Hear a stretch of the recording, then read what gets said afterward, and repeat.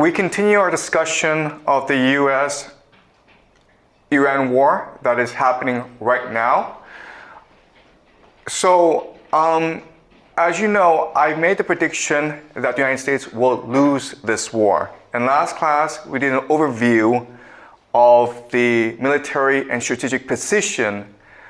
And today, we're going to provide some theoretical framework for how to understand how this war will progress and why ultimately I believe the United States will lose this war.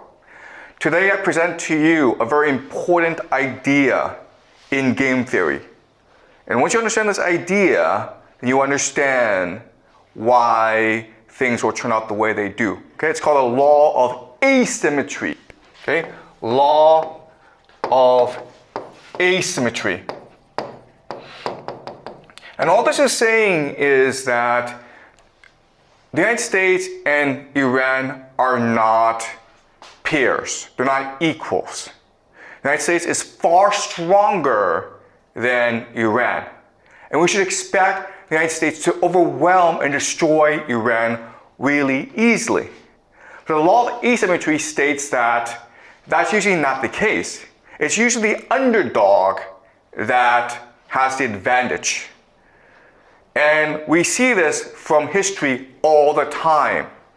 Okay, so when the Persians in about 490 BC invaded mainland Greece against Athens and Sparta, Persia at that time was the first world empire. It had infinite resources, infinite manpower, infinite wealth. And it lost to the Greeks not once but twice. And then the Macedonians under Alexander the Greek, and they were like a tribal army, not a very large army. They were able to go into Persia, and Persia at the time was basically most of Eurasia, and conquered it in about 10 years' time. The Romans started off as a tribal people, which then built the Mediterranean Empire.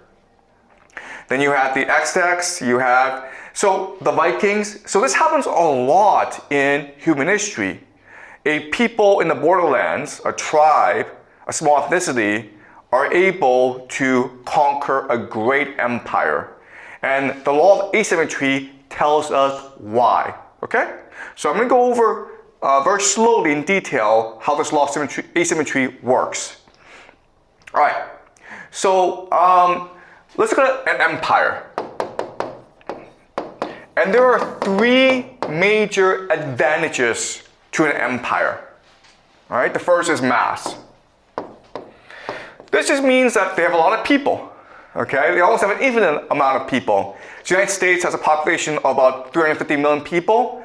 But remember, the United States can also draw on the populations of its allies, which includes the Five Eyes, the Anglosphere, but it also includes Europe. It also includes East Asia, South Korea, Japan, basically wherever the Americans have a military base. All right, so most of the world are either allies of the United States or vassals of the United States. So the United States can basically draw on in billions and billions of people for its wars, okay? So it's mass. Second is the idea of organization.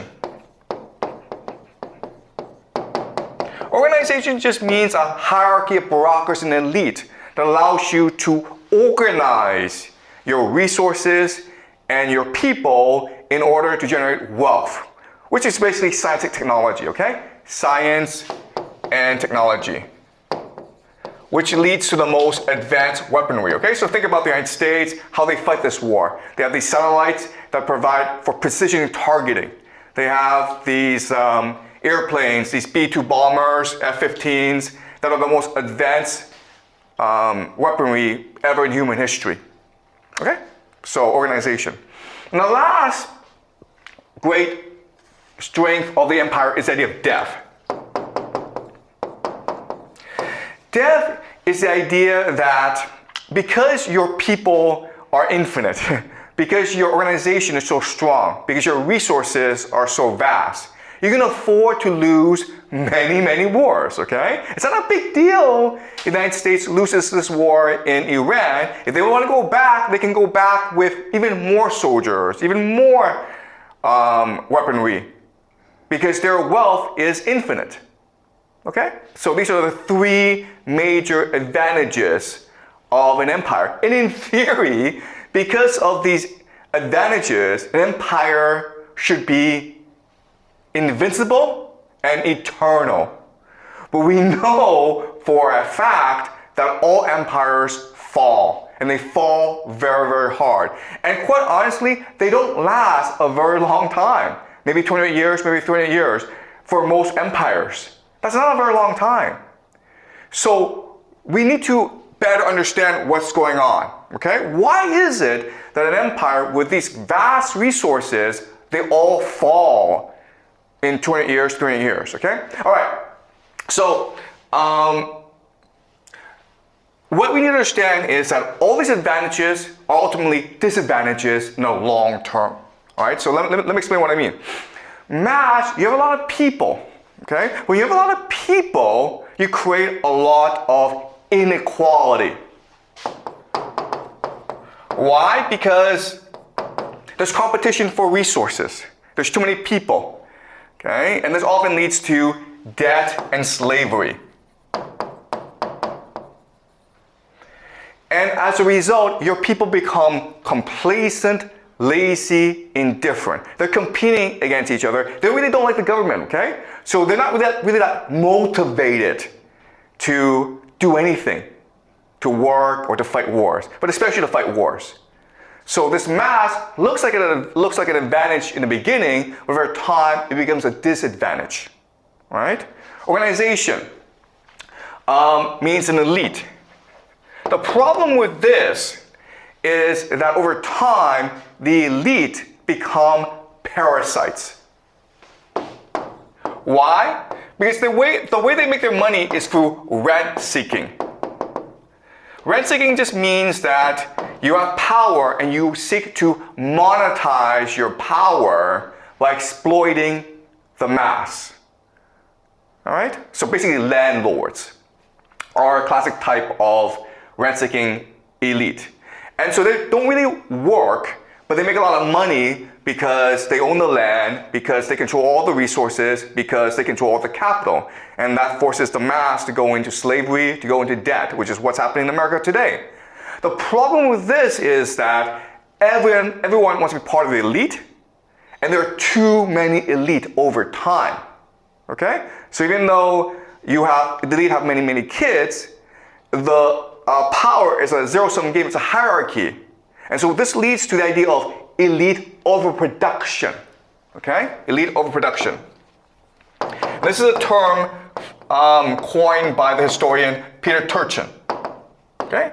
And his theory is that you have turmoil, you have wars. For example, the French Revolution, for example, the fall of the Roman Republic, because there's too many elite and they start wars to accumulate power for themselves. Okay? So this organization, this elite, leads to basically factionalism or infighting. And that's what's happening in America today, where the Democrats and the Republicans, they hate each other, they refuse to get along. It leads to political polarization. Okay? So another saying this is that an empire over time becomes insular. They don't care about what happens outside the world. All they care about is what happens in Washington, D.C. And as a result, they make a lot of stupid mistakes, okay? All right, now the last thing is death. Okay, the problem with death is that if there are no consequences to your actions, you become arrogant, you become lazy, and you become incompetent, okay? Because you don't care. It doesn't really matter. And this leads to the idea of hubris. Okay? Hubris is just blindness to your own arrogance, a violent arrogance that makes you make silly mistakes, but you don't recognize your mistakes and you keep on repeating the same mistakes over and over again. Right? So, yes, it seems like the empire is invincible, but if you actually think about it, the empire, its advantages becomes over time its disadvantages, which will lead ultimately to its downfall. Okay? So the mass leads to inequality, the organization leads to overproduction, which leads to factionalism, and death leads to hubris. That's why an empire must fall over time. But an empire cannot fall by itself. It needs an enemy that forces it to collapse. Okay? And so what happens is that an enemy will emerge that will overwhelm the empire because it is able to take advantage of the weaknesses of the empire. Right? And so, what are the weaknesses of this empire? Well, the first major weakness of this empire is that the people aren't really motivated. So if you as people are really motivated, you have a huge advantage, okay? We call this energy. Right? Now, as an empire, you become insular. You refuse to admit your mistakes. You refuse to learn from others. Well, if you are willing to admit your mistakes, if you're willing to learn, if you're willing to promote the best and brightest, if you're willing to be meritocratic, you have a huge advantage, okay? And so this idea of openness. Now, last idea is this. An empire, it's fractured. So if you're able to maintain cohesion, if people are able to remain united, if they're able to have a common purpose, they will be strong, okay? So if an enemy of the empire emerges with these three qualities, energy, openness, and cohesion, this enemy will defeat the empire. Does that make sense? Okay. So what I want you to focus on as you follow the news in this war between the United States and Iran is ask yourself a question. Will Iran become an energetic, open, and cohesive society? Because if it does, it will become invincible.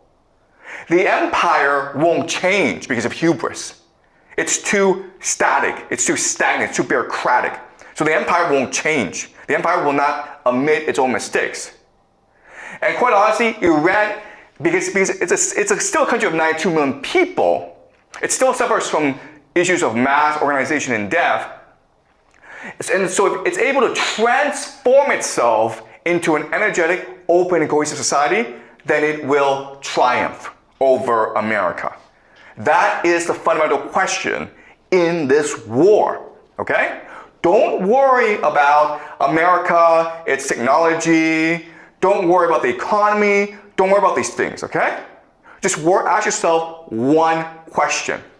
Is Iran transforming as a society? Are people becoming much more motivated?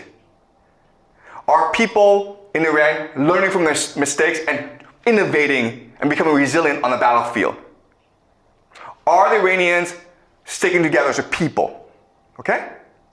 Because if the answer is yes to all three questions, then Iran will win and America will lose. Okay? Does that make sense? All right. So that's this.